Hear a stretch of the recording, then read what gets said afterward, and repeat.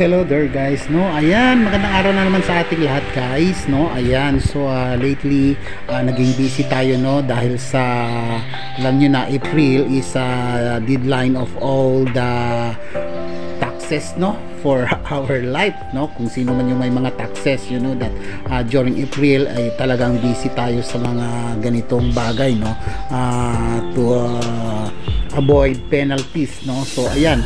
So galing tayo ng municipal hall, no, to process our taxes, no, for payment. So ayan, so nagbayad na rin tayo. So ayan, so we are filing our documents, no, para naman naka-intact siya para for the next year na magbabayad na naman tayo is naka-ready lagi ang ating mga documents, no.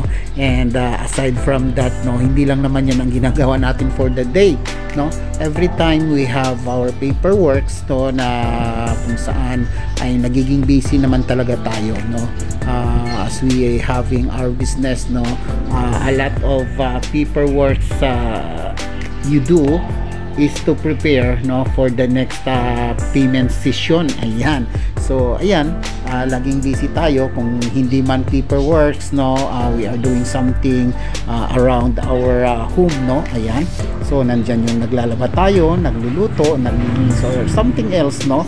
Ayan, papakain ng ating mga alagang hayop. Ayan, so since we are a busy person, no, sometimes we did going to the PCSO, no, to process medical assistance, no, you know, I have my patient, no, my wife. So ayan, so every time we are busy, no, and to all my supporters also, and to those who I supporting to, no, at pasensya kayo, no, kung hindi man ako nakaka-engage minsan sa inyo or nakaka-join sa mga lives natin dyan, because you know Sandre is a very busy person. Ayan, and lately nakita nyo naman siguro dumanas din tayo ng medyo may emotional problems din tayo, no, due to yun nga, yung alaga kong si April is ayan nga, nagkasakit siya, and then she passed away already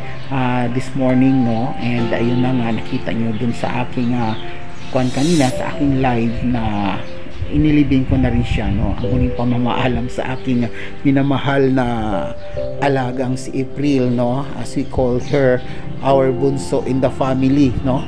Ayan, so medyo nakakalangkot din guys, no, na in behalf of our happy moments, happy life, no, happy time, meron din tayong mga kalungkutan minsan, not only for the individuals but also for the animals, no. Ayan, because they are part of our life already, no.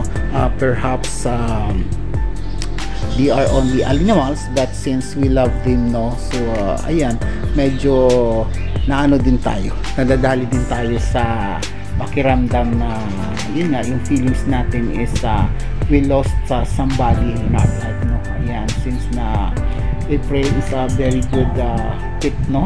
Ayan, she is a lovely pet for us, no.